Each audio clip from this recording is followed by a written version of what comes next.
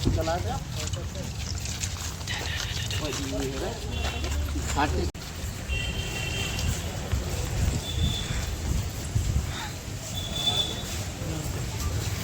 देखिए इसके साथ खाना पे गए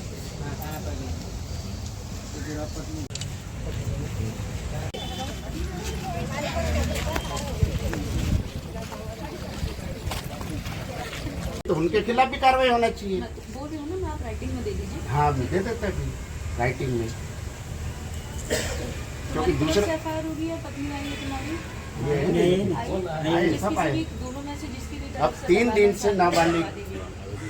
से नाबालिग बच्ची को अपहरण हो गया, जब भी तो मध्य प्रदेश का मुख्यमंत्री नंबर 1 पे है, गृह मंत्री भी वही है ना, वो है मतलब जी। हम थाने मतलब बाहर लाके उसको आप समझौता कर लो और ढूंढ के लिए आओ, तो इन्होंने ले आए थे। फिर इसके बाद नहीं आपस में इनका बैठक हुई थाने पे, तो 1.5 लाख रुपए लिए नहीं। पर कब भगे लड़की लेके भागे?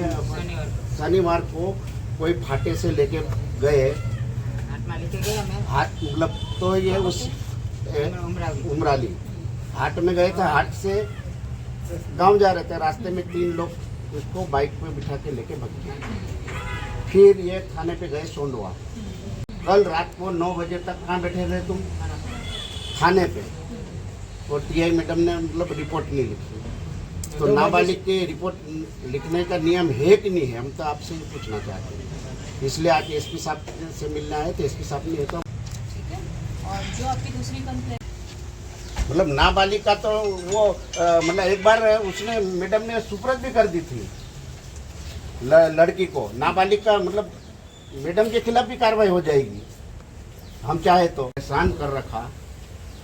आज अलीराजपुर थाने में तो रोज रिपोर्टें हो जाती, जब भी कहीं भी होता तो मैं करवा दे रही हूँ। वो मतलब क्या है मैडम दबा में है मैडम। मैं बात कर लेती हूँ आशा से भी, है ना, पूरा मामला में। भैया हाँ थोड़ा आगे आ जाओ, 1 मिनट यार।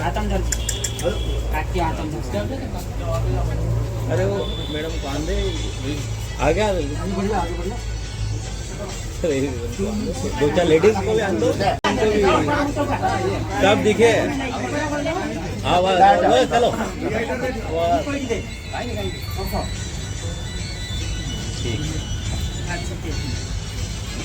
चलिए ठीक है, हम करवा दे रहे हैं। मैं सोनू को लेके चली जाऊँ और पूरी अपनी कार्रवाई करके मुझे बताना। ठीक है, ठीक है। आज सोंडवा थाने के अंतर्गत एक गांव की नाबालिग लड़की जो 14 वर्षीय थी, 8 दिन पहले भी उस लड़की को लेके भाग गए थे, जो कि परिवार द्वारा ढूंढ के थाने पे लाया गया था। उस टाइम भी सोंडवा टीआई द्वारा रिपोर्ट नहीं लिखी गई और उनको भगा दिया गया है। और फिर ये परिवार वाले गुजरात में 8 दिन बाद ढूंढ के लेके आए और वहाँ पे ले गए सोंडवा टीआई द्वारा, जो कि नाबालिग लड़की को उन्हीं को लड़के को सौंप दी गई थी। फिर वापस लेके आए माँ बाप। फिर शनिवार को दोपहर को करीब कितने बजे? 4 बजे के करीब उमराली हाट आए थे और वहाँ से 3-4 बदमाश लोग उस लड़की का अपहरण करके ले गए और सोंडवा थाने पे उनके लड़की के पिताजी और माताजी और गांव वाले वहाँ गए। टीआई द्वारा आज दिनांक तक रिपोर्ट नहीं लिखी गई उनको। और कल भी रात को ये 9 बजे तक सोंडवा थाने पे बैठे रहे, भूखे प्यासे दिन भर बिठा रखा और टीआई मैडम द्वारा रिपोर्ट नहीं लिखी गई। एक तरफ से मुख्यमंत्री लाडली बहना और भांजे कहता है, मैं मुख्यमंत्री एक तरफ से गृह मंत्री भी है, लेकिन आपका पुलिस विभाग सिर्फ लूटने में लगा हुआ है। और वहाँ की टीआई द्वारा 50,000 रुपये जो कि लड़के पक्ष से मतलब इनके द्वारा लिए गए। तो ये कौन सा कानून है, कौन सा नियम है? तो मैं मुख्यमंत्री से मांग करता हूं कि ऐसे टीआई को तत्काल निलंबित करके उचित कार्रवाई की जाना चाहिए, नहीं तो आंदोलन करेंगे। मुख्यमंत्री की आदिवासियों पे हमेशा नाबालिग बच्ची, चाहे अलीराजपुर जिला हो, चाहे झाबा जिला हो, चाहे बड़वानी धार जिले में मतलब कई नाबालिग गायब है, लेकिन पुलिस मस्त रहती है। पुलिस इसलिए मस्त रहती है कि दारू में अवैध पैसे कमाना, रेत में कमाना, और ये सोंडवा टीआई द्वारा जो अवैध गो हत्या जो नर्मदा से कटिंग के लिए जाता है महाराष्ट्र में, तो वो अवैध धंधे के लिप्त में है। और ये जो हमारे गरीब आदिवासियों को परेशान करके लूटने का काम कर रही है। अगर इसका नहीं करेगा तो आदिवासी विकास परिषद शीघ्र ही इसके खिलाफ आंदोलन करेंगे। अगर ये पूरी प्रशासन जवाबदारी एसपी और कलेक्टर की रहेगी।